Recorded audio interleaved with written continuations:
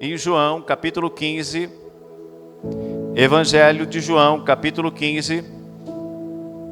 Nós vamos ler do versículo 1 ao versículo de número 8.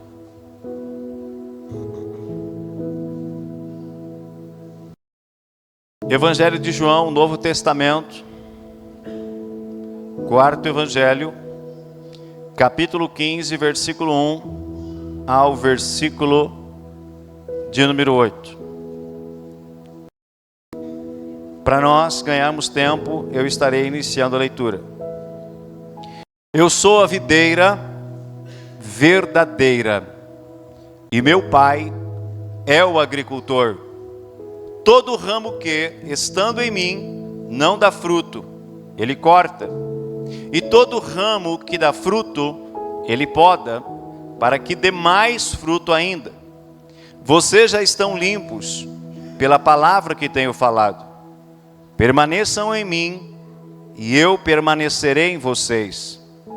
Nenhum ramo pode dar fruto por si mesmo, se não permanecer na videira. Vocês também não podem dar fruto, se não permanecerem em mim. Eu sou a videira, vocês são os ramos. Se alguém permanecer em mim e eu nele, esse dará muito fruto, pois sem mim vocês não podem fazer coisa alguma. Se alguém não permanecer em mim, será como o ramo que é lançado fora e seca. Tais ramos são apanhados, lançados ao fogo e queimados.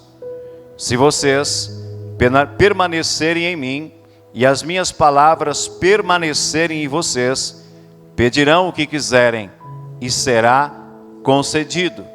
Meu Pai é glorificado, pelo fato de vocês darem muito fruto, e assim serão meus discípulos.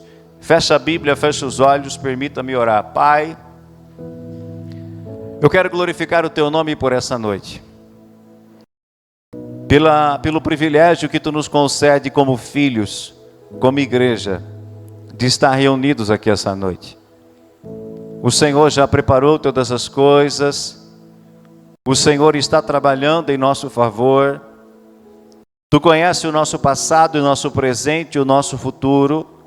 Tu conheces todas as coisas, nada pode te pegar de surpresa, desapercebido. Pai, Tu sabe tudo o que vai aqui acontecer. Tudo está no Teu controle e na direção do Senhor. Por isso nos submetemos voluntariamente ao Teu senhorio e ao Teu pastoreio. Perdoa agora as nossas falhas, nossos erros, nossas culpas, nossos pecados conscientes e inconscientes. Lava a mente, lava o corpo, mas também as vestes de cada um com Teu sangue purificador nesta noite. Todo pensamento contrário, tudo aquilo que é contrário à Tua palavra, todo espírito contrário ao Teu reino e à Tua palavra, nós tomamos posse do poder e autoridade que há no nome de Jesus e manietamos agora, declaramos céus abertos sobre essa casa, declaramos o Teu reino, Tua vontade se estabelecendo e convidamos, ó Pai, os Teus anjos a se acamparem aqui, tanto na esfera de cima como na parte de baixo da igreja. Cerca esta casa agora, Senhor, com um círculo de fogo, e tudo aquilo que não procede de Ti venha perder as forças e cair por terra.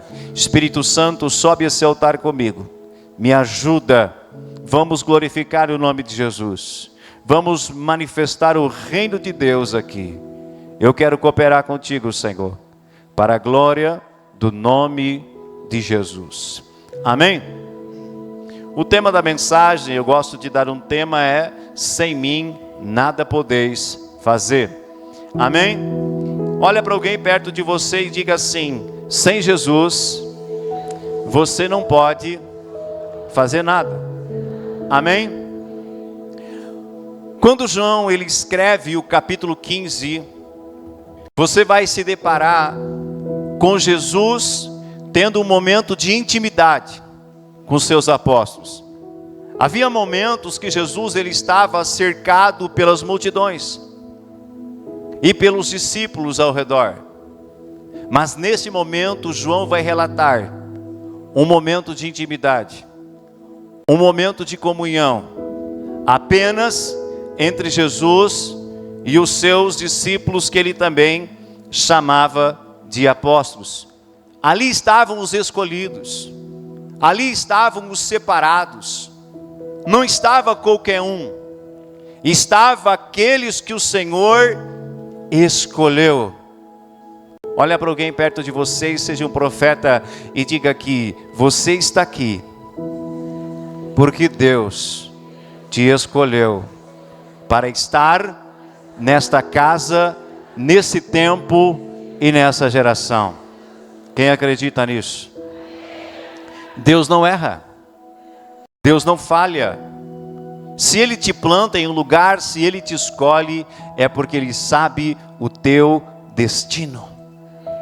Nós não sabemos o dia de amanhã, nós não sabemos o que vai acontecer nem daqui a 2 minutos, mas o Senhor conhece todas as coisas. Então, nesse ambiente de intimidade com os apóstolos, Jesus ele abria o coração. Havia certas coisas que ele não podia falar diante da multidão. Diante da multidão, Jesus ele tinha que falar com parábolas. Ele não podia falar com clareza, para que eles não entendessem e não se convertessem. Se a multidão se convertesse e compreendesse, Marcelo, que Jesus era o Filho de Deus, eu te faço uma pergunta: eles crucificariam Jesus? Não. Então, naquele momento, os olhos de muitos ainda estavam vendados, eles ainda estavam cegos espiritualmente. Mas para os discípulos, para os amigos, para os íntimos, Jesus abria o coração e falava todas as coisas que pertenciam ao reino dos céus com clareza, sem figuras, sem parábolas, de uma forma aberta e com clareza, que eles pudessem compreender o que Jesus estava falando. A primeira coisa que Jesus ele fala dentro desse momento de intimidade, ele vai falar para eles assim: não foram vocês que me escolheram, fui eu que escolhi vocês para uma finalidade, para que vocês vão e deem frutos, e frutos que permaneçam. Durante um tempo da minha vida, logo no início da conversão, eu acreditava que eu tinha aceitado a Cristo, e em termos eu estava certo. Mas não somos apenas nós que aceitamos a Cristo, pelo contrário, Ele nos escolheu e Ele nos elegeu nele para nos dar vida, vida eterna, vida abundante, aleluia. Não pense que você abriu o coração do nada e aceitou a Cristo pelo seu belo entendimento. Não, Ele já havia te escolhido, Ele já havia sonhado com você. Não foi isso que ele disse para o profeta Jeremias? Ei, Jeremias, antes que você estivesse no ventre da sua mãe, eu te escolhi e te separei para ser um profeta nessa geração. Deus te escolheu, Deus me escolheu para nos dar vida eterna, para nos dar vida em abundância, para nos fazer parte do seu reino. Aleluia. Deus não erra o endereço. Ele não errou meu endereço em Santa Maria quando Ele me escolheu. Ele não errou o seu endereço na cidade que você estava. Ele não errou o seu endereço aqui em Rosário do Sul quando Ele foi até você. A forma que Ele faz para nos chamar a atenção é com Ele. Mas Ele já havia te escolhido. Nós às vezes que somos meio rebeldes, falamos não, e o Senhor está batendo a porta e nós não, ainda não, deixa eu curtir mais, deixa eu aproveitar um pouco mais da minha vida, não, eu sou tão novo para esse negócio de igreja, para esse negócio de ser crente. Tem tanta coisa para mim curtir, tem tanta coisa para mim fazer. Quando os meus cabelos começarem a branquear, quem sabe eu vou. Engano seu, querido. Os melhores tempos da minha vida até agora, não que eu seja já um ancião, mas os melhores tempos da minha vida até agora, foi quando eu abri a porta e deixei o Senhor e o seu reino entrar. Não me arrependo, não volto atrás, não olho para trás, não tenho saudade dos tempos antigos, não. Tem coisas que eu não gosto nem de me recordar. O que eu gosto de me recordar é das promessas dele. O que eu gosto de relembrar é aquilo que ele falou. Vou fazer tal coisa, vai acontecer tal coisa, vou te usar dessa forma, essa casa vai crescer, vai se espalhar, essa casa vai ir para outras cidades, vai para outros estados, para outras nações. É disso que eu gosto de me lembrar. Não das coisas passadas, mas das promessas dele. Então nessa ocasião aqui, queridos, nesse momento de intimidade, Jesus chamou aqueles homens de amigos. Jesus chamou eles de amigos. Amigos, vocês não são mais servos, porque o servo não sabe o que o Senhor está fazendo, mas vocês já são meus amigos. E tudo que eu tenho aprendido com o Pai, tudo que o Pai tem me revelado, eu tenho revelado a vocês. Aleluia! Você ainda está no estágio de servo, ou você já está no estágio de amigo? Todos nós somos servos eternamente. Sim, filhos, com certeza. Mas existe um lugar aonde Deus quer te levar. Há um lugar de intimidade que Deus quer nos inserir, aonde Ele vai nos chamar de amigos. Aonde estão os amigos de Deus aqui? Os amigos conquistam o direito à intimidade. Os amigos, eles conquistam o direito à intimidade. Não é por acaso que alguém se torna amigo de Deus. Somente os íntimos possuem acesso aos segredos do coração de Deus. Você abre o teu coração para qualquer pessoa? Você conta os segredos mais íntimos, coisas que você não pode contar para qualquer pessoa, você conta para qualquer pessoa? Se você faz isso, você está correndo risco. Não faça isso. Mas grande parte de nós tem coisas que nós não contamos para ninguém. Mas quando nós temos um amigo e consideramos aquela pessoa como um amigo verdadeiro, devagarinho a gente começa a fazer o quê? Confidenciar algumas coisas, não é assim? Quando aquela pessoa ganha a sua confiança, você começa a abrir o coração e começa a falar certas coisas. Foi assim, queridos, entre Jesus e os seus discípulos. Eles eram amigos, eles confidenciavam coisas para Jesus, e Jesus também confidenciava coisas que ainda iriam acontecer para eles. Antes de acontecer, eles já sabiam o que ia acontecer. Amém? Um amigo nunca é pego de surpresa. O Senhor sempre alerta antes. Ele sempre avisa antes. Ele vai se revelando, Ele vai falando, Ele vai abrindo o coração. Então Deus, Ele tem segredos para revelar para você, que Ele não vai revelar para outros. Você sabia disso? Ele está esperando você dar esses passos de encontro a Ele, para se tornar um amigo dEle também, para Ele revelar algumas coisas para você. Mas pastor, tudo que Deus precisa revelar está na Bíblia. Sim, a palavra, os ensinos estão ali, mas há coisas que não estão aqui, que o Espírito de Deus quer te revelar nesse tempo, nessa geração. coisas concernentes à tua vida, às tuas finanças, à tua empresa, à tua família, aos teus filhos, enfim, há coisas que não estão na palavra, mas que Deus quer revelar a você, que vão nortear a sua vida. Vão tirar você de um estágio e vai colocar você em outro estágio. Uma palavra revelada de Deus para nós muda o rumo da nossa vida. Amém? Deus quer se revelar a você.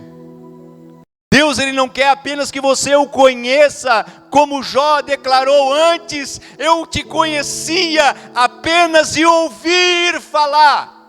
O que é isso? Distância. Mas um dia Jó disse: agora eu te conheço de uma forma diferente. Diga diferente. Diga diferente. Qual era a forma agora que Jó estava conhecendo o Senhor?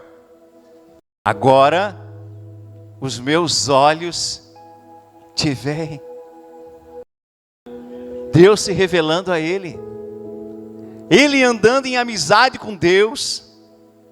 Deus falando com ele. Não era assim com Abraão? Não era assim. Abraão não era amigo de Deus. Deus, antes de destruir Sodoma e Gomorra, foi contar o segredinho para quem? Para quem, igreja? Para Abraão.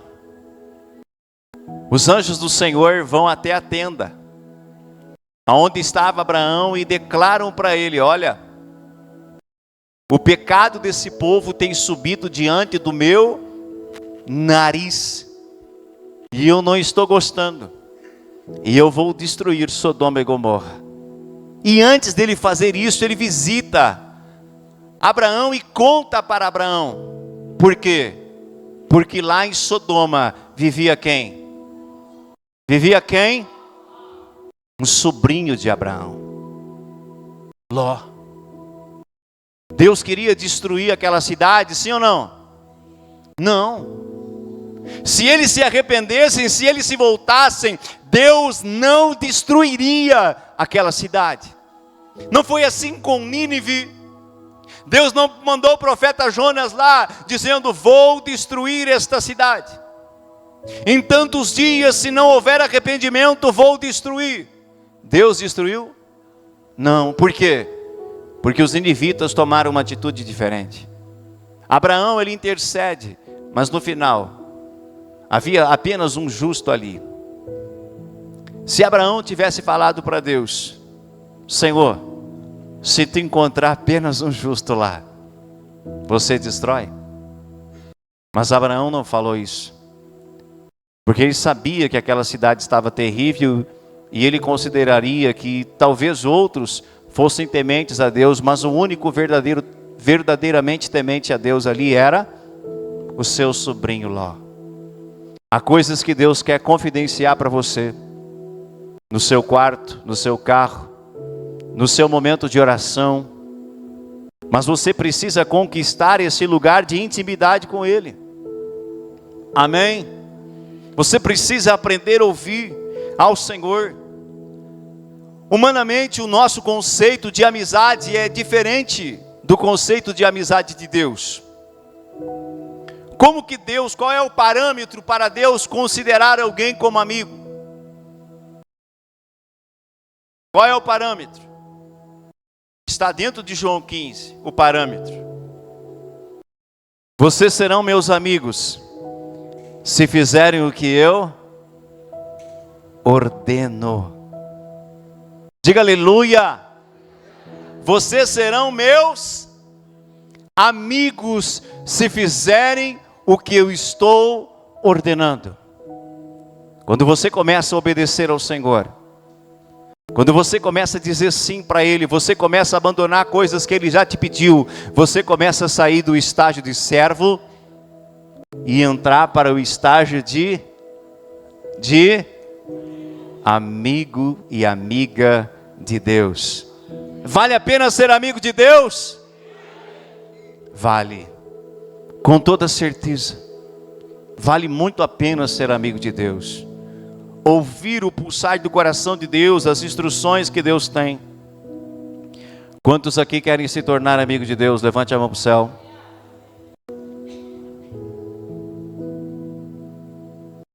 Então o que você precisa fazer? O que você precisa fazer? Mais alto, o que você precisa fazer? Obedecer ao Senhor e à sua palavra. Obedecer às suas instruções. Seguindo dentro desse contexto de intimidade, João 15, Jesus declarou: eu sou a videira verdadeira. Diga ai, ai, ai. Ele disse: eu sou a videira verdadeira. E o meu pai, ele é o agricultor. Mas o que isso significa? O que significa Jesus, ele declarando: eu sou a videira verdadeira? Qual era a razão dele dizer isso? Há uma razão. Jesus, ele não declara nada sem uma razão. Tudo há uma razão. Amém? Aleluia! Se você começar a ficar com sono, querido, levanta a mão que alguém leva água para você. Não deixe o inimigo roubar essa instrução do vosso coração. Aleluia! Primeiramente, você precisa saber que a videira era símbolo da nação de Israel. Diga comigo: Israel poderia ser chamado de uma videira.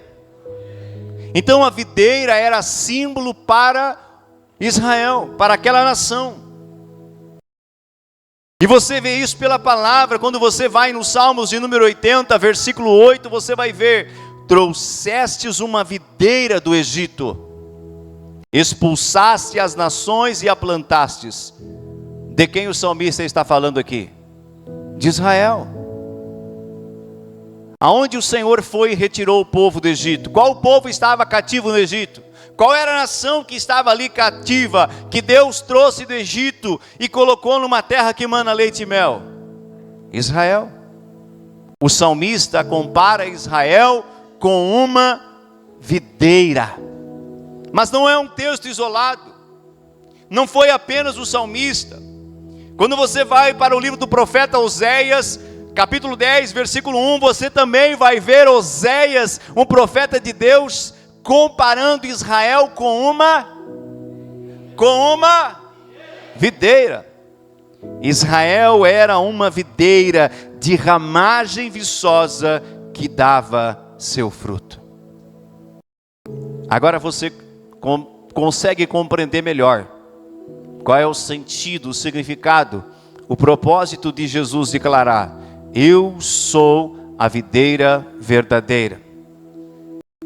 O que Jesus estava querendo comunicar?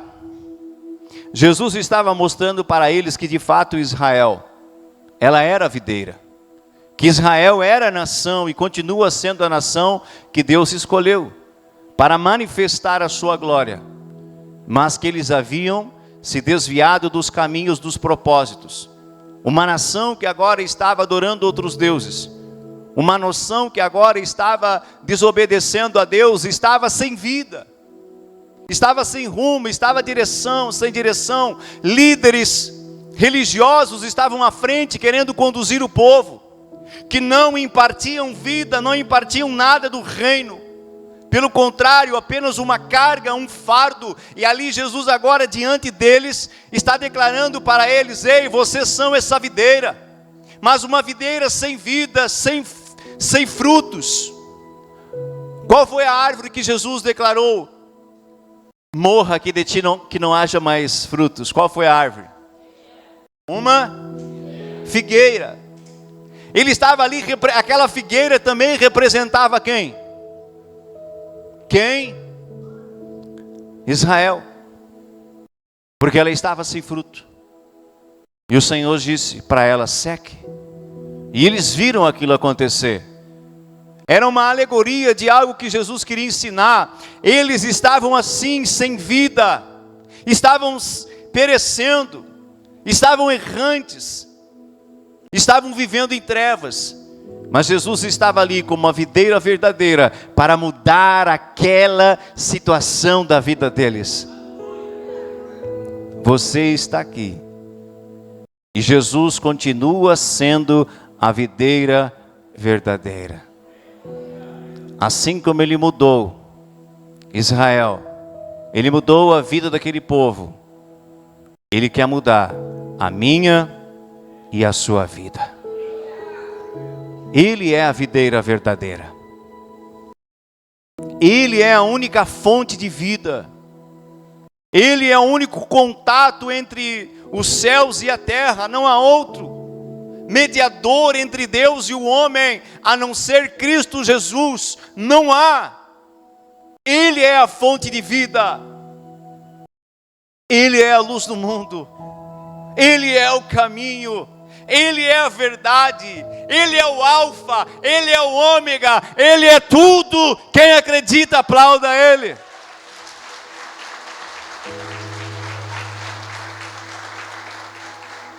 Ele disse: o meu pai é o agricultor.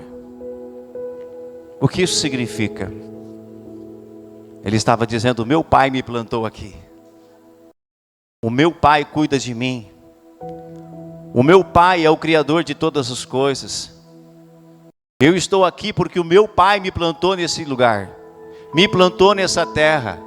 É Ele que está cuidando de todas as coisas. Só há um Deus, igreja. Só há um Senhor, e o nome dele é Jesus Cristo de Nazaré. Então Jesus estava mostrando para Israel que ele era a videira verdadeira. O orgulho daqueles homens se inflou, porque eles pensavam que eles estavam certos, estavam trilhando o caminho certo, e Jesus foi desbancando com os seus ensinos, seus testemunhos, suas atitudes, foi mostrando para eles que de fato eles não eram tudo aquilo que eles achavam, que eles estavam sem vida. Mas depois do sacrifício dele, e quando o Espírito Santo desceu sobre aqueles 120 homens do cenáculo, a vida de Deus começou a varrer aquela nação. E não parou ali.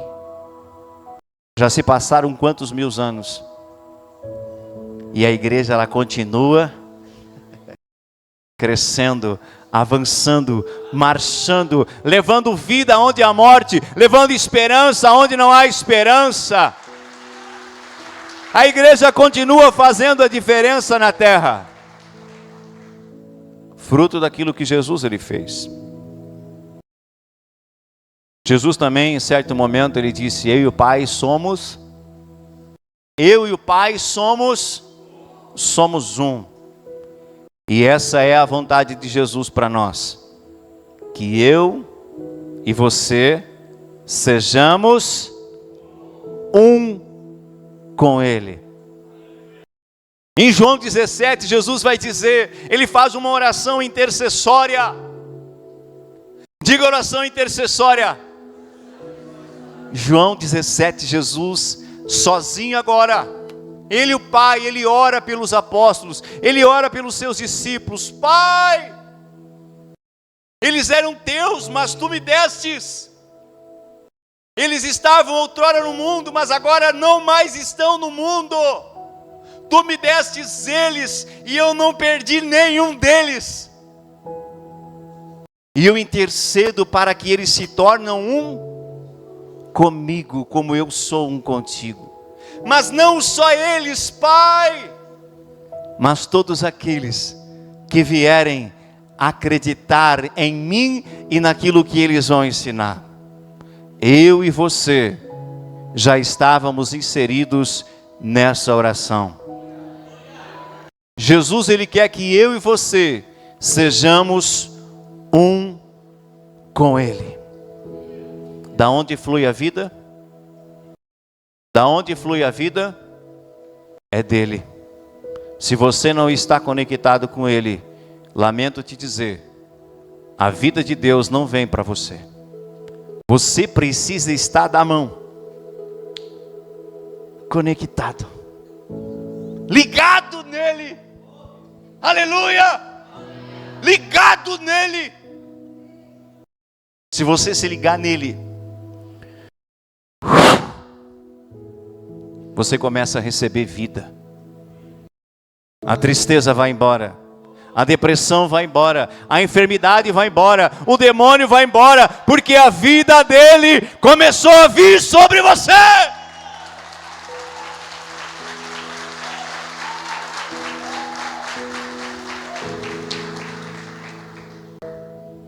Mas ele também disse que nós somos ramos. Olhe para alguém e diga assim: você é um ramo. E aqui eu estou indo para o final. Você é um ramo. Ai, ai, ai. Prepara aí o lombo agora. Ai, ai, ai. Você é um ramo, eu sou um ramo. Eu tenho uma pergunta para você: aonde você está enxertado? Nós somos um ramo. Precisamos estar enxertado em alguém. O ramo por si só não vive. Amém? Era isso que ele estava dizendo. Vocês são ramo, eu sou a videira verdadeira. Vocês precisam estar enxertados, ligados em mim. Nós continuamos sendo ramos. Que tipo de ramo eu sou?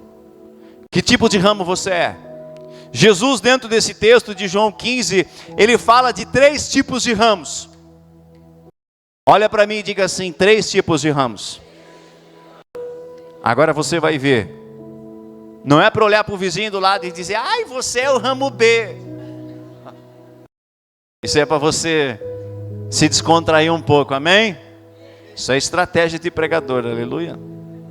Vamos ver aqui os 3 tipos de ramo. O primeiro: o ramo que está nele.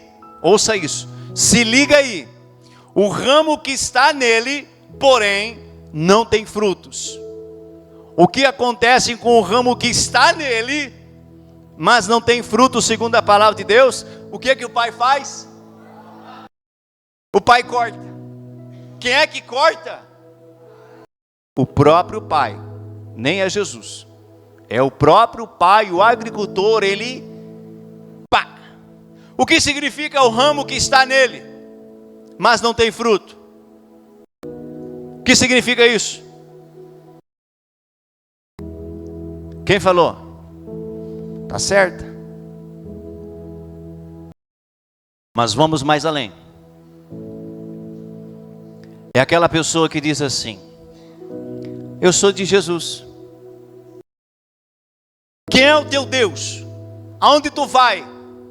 Olha, eu sirvo a Deus. Eu sirvo a Jesus. Eu vou na igreja A, vou na igreja B, eu vou na igreja C. Ela tenta procurar a Deus. Essa é a verdade. Mas ela não muda as suas atitudes. Ela se diz ser de Jesus. Mas na época do carnaval ela vai para onde? Tinha que falar no carnaval, pastor. Deixa eu aproveitar o exemplo. Amém? É algo que aconteceu agora. A tua mente está fresca. Aleluia. Eu disse: prepara o lombo. Ai, ai, ai. Mas não te preocupa que o Senhor, ele tem o bálsamo de Gileade. Ele faz a ferida, mas ele cura a ferida. Aleluia. Quando a mãe nos batia, disciplinava, não é batia, perdão, disciplinava com a vara, é bíblico. Às vezes ela usava um pouco mais de força. Ai, ai, ai.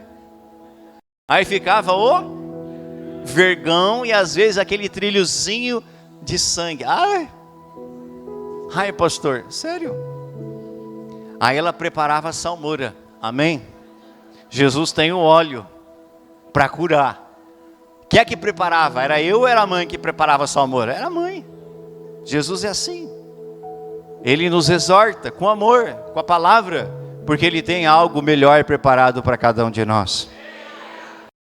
Então eu não posso dizer: eu sou de Jesus, eu vou na igreja tal, eu faço parte da ceia, eu já me batizei, mas segue a mesma vida. Tem fruto? Tem fruto? Não tem. Vai chegar o dia que o pai vai... Ai, ai, ai. Eu preciso te dizer isso. Jesus declarou isso para eles. Eles eram filhos, eles eram amigos, eles eram discípulos, eles iam dar continuidade à igreja. Quem está dando continuidade à igreja aqui, levante a mão. Eu e você. Nós somos a igreja viva que estamos nos movendo de um lado para outro.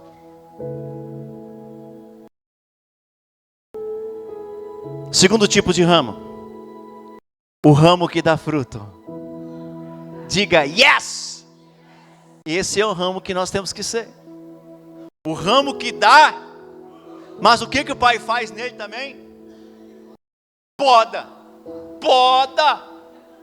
Poda. Para que ele poda? Para dar mais fruto. Por que Deus traz uma palavra como essa? Parece que ele está com... Como é que é o nome do podão, tesourão? Quem é que sabe aí o nome do tesourão, desbastador, sei lá. Que corta um ramo, né? Sabe aquela tesoura? Né? Que tu não precisa fazer tanta força, ela é feita para aquilo, para podar, desbastar. Deus está com esse podão hoje na mão. Por meio da palavra, irmãos. Amém? Por meio da palavra, Ele está com esse podão e Ele está nos podando. Se você já dá fruto, Deus Ele traz uma mensagem, seja num sonho, seja no culto, seja um versículo, ou você abre a Bíblia, Deus fala comigo hoje. Quem já fez assim a roleta russa bíblica? Levanta a mão. Eu já fiz.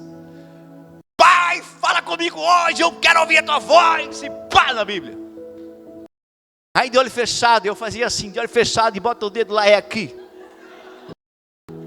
Eu já fiz isso, irmão.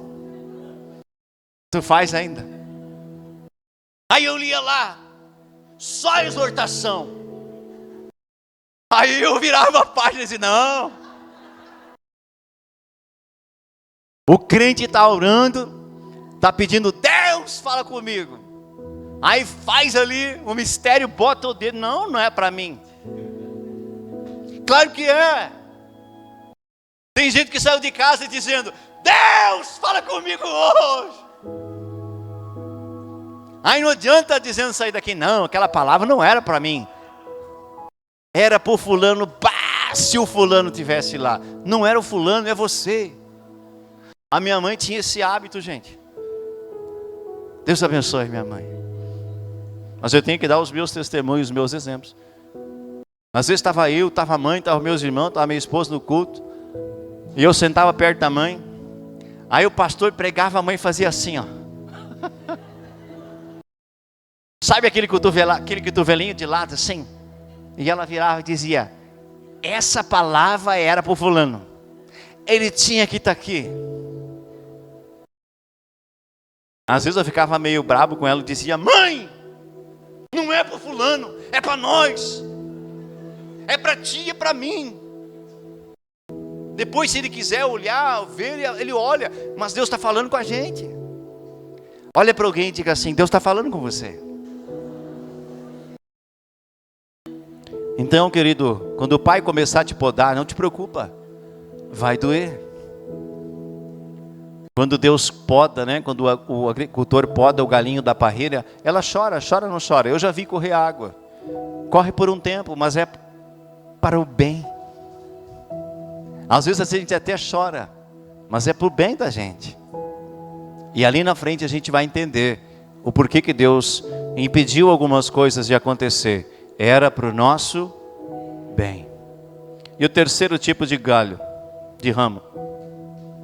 Diga, está amarrado em nome de Jesus.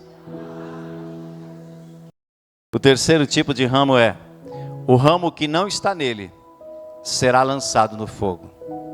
Amém? Esse aqui é o mais triste de todos, tá? O ramo que não está nele será lançado no fogo. A Bíblia diz que Jesus ele veio para os seus, mas os seus não o receberam. Quem eram os seus? Israel.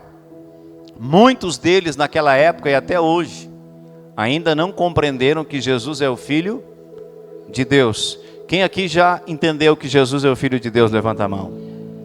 Então você já sabe que Jesus é o Filho de Deus. Você já sabe algumas coisas. Aí eu te passo uma pergunta. Será que as pessoas lá de fora, que ainda não fizeram uma aliança com Cristo, será que elas nunca ouviram falar de Jesus? O que você acha? Grande maioria já ouviu falar de Jesus. Hoje mais ainda do que nunca. Por quê? Pelo avanço das redes sociais. Eu estou pregando aqui, se alguém quiser me assistir lá na África, eles podem. Amém? O alcance ele é mundial. De vez em quando a igreja não vai para fora, não faz um evento na rua, um evento evangelístico. Você já não pregou para alguém? Quem já pregou para alguém aqui? Quem já falou de Jesus para alguém? Levanta a mão para o céu. Se você não falou, é o tempo de você falar. Amém? Porque senão essas pessoas elas não vão entrar no reino de Deus. Então você que já nasceu de novo, você que já carrega essa vida de Deus dentro de você, você tem que ser um agente do reino de Deus. Por onde você passar, você tem que comunicar essa vida a outras pessoas. Então Jesus disse, o ramo que não está nele será lançado fora. Jesus ele não passa por cima da nossa vontade própria. Tem pessoas que elas já ouviram o evangelho, mas elas falam não para ele. Eu vi um vídeo na internet, creio que seja real, tem muito fake, mas eu acredito que seja realidade. Porque pessoas sérias compartilharam. E se eu não me engano era em uma marcha de carnaval, era algo assim. E alguém levantou uma placa e passou entre eles e disse assim, Jesus ou inferno? Perguntaram para eles o que eles queriam. Todos que ali estavam começaram unânimes a dizer, inferno, inferno. Quando a gente olha um vídeo desse, a gente não pode achar engraçado. Você que é cristão, você que sabe da realidade, se eles não nascerem de novo, o que aguarda eles é o fogo eterno, o fogo do inferno. Amém? Quando a Bíblia fala desse fogo aqui, é a separação eterna de Deus. Deus não quer você lá. Deus não quer as pessoas lá. Ele quer? Não quer. A Bíblia diz que para Deus importa que todos nós sejamos salvos, mas que nenhum venha a perecer. Mas o homem por si só, ele quer viver as suas paixões, a sua carnalidade. E para viver as suas paixões e as suas carnalidades, ele se afasta de Deus, sim ou não? Ele se afasta de Deus. Ele não quer saber de Deus, porque ele quer viver as coisas que ele acha que é boa para ele. Mas há caminhos para o homem que parecem ser bons, mas no final deles são caminhos de morte. Que ramo você é? Não responda para mim. Que ramo você quer ser? Agora você pode responder. Que ramo você quer ser? Aquele que dá fruto. Se coloque de pé nesta noite.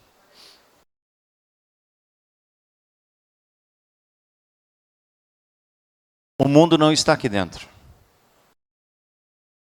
Aqui é uma reunião de eleitos. Dois entenderam. O mundo não está aqui dentro. O mundo está lá fora. Aqui é uma reunião de eleitos e escolhidos. Talvez você recém está iniciando, ou você está voltando, ou você está caminhando, mas está esfriado, não tem desejo, não tem vontade, não tem paixão. Deus te trouxe aqui essa noite para falar o seu coração. Deus te trouxe aqui para alinhar você para aquilo que Ele quer manifestar na sua vida. Amém? Muitos talvez receberam um convite para estar aqui essa noite. Mas quem veio? Você. Você veio, você é importante para Deus. Deus te ama, Deus tem um projeto. Deus não quer te ver você perecendo, te ver você na sarjeta, te ver você em qualquer lugar. Pelo contrário, Ele quer ver você inserido no reino dEle, vivendo a vida abundante que Ele prometeu. Nós vamos adorar o Senhor essa noite. Sabe quem nos convence dessas coisas? Sabe quem nos convence dessa palavra? Não é o Germano, é o Espírito de Deus. Mas você tem parte nisso. Você tem que abrir o seu coração. Sabe, se você estava vivendo de qualquer maneira e você ouviu essa palavra, você tem que dizer para Ele esta noite: Pai, eu quero abrir o meu coração, eu quero mudar de vida, eu quero ser esse ramo que vai dar frutos, eu não aceito ser aquele ramo que está em Ti sem frutos. E eu não quero ser esse ramo que vai ser cortado e lançado fora, não! Eu quero estar em Ti. Eu quero receber a sua vida, e eu quero que a minha família seja abençoada, eu quero que as pessoas sejam abençoadas pela minha vida, pela minha intimidade contigo. Nós vamos adorar o Senhor. Dagassurabagaya História.